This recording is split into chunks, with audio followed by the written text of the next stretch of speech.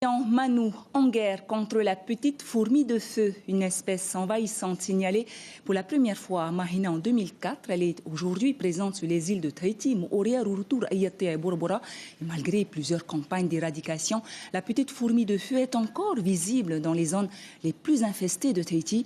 Véritable danger pour les animaux, l'association Manu se lève pour protéger les oiseaux et notamment les monarques. Et pour nous en parler, on vous l'annonçait dans les titres tantôt, M. Philippe Rost, qui est le vice-président de l'association Manu. Bonsoir.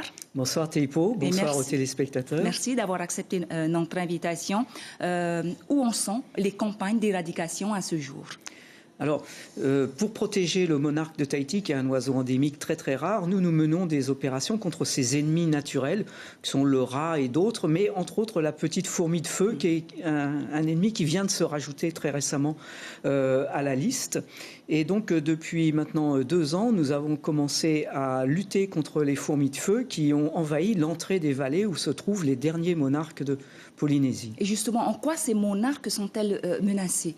Mais ils sont menacés au même titre que tous les autres animaux, qu'ils soient domestiques ou qu'ils soient sauvages, de la flore et de la faune que l'on trouve dans les vallées.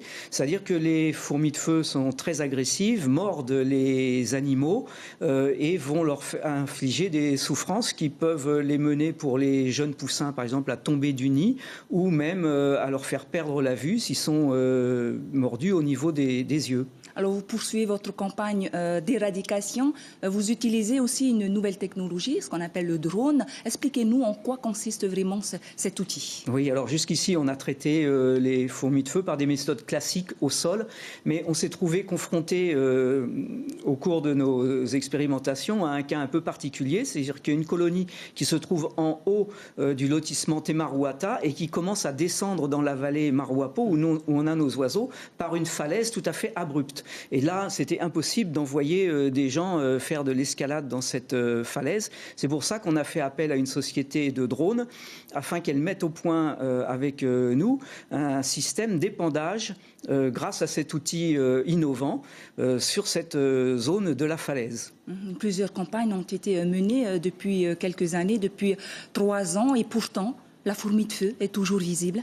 Alors, pour ce qui est de l'association Manu, nous agissons essentiellement dans les zones qui sont sensibles pour les monarques, c'est-à-dire essentiellement sur Punauia, et 2 zones, au PK 18 et au PK 17.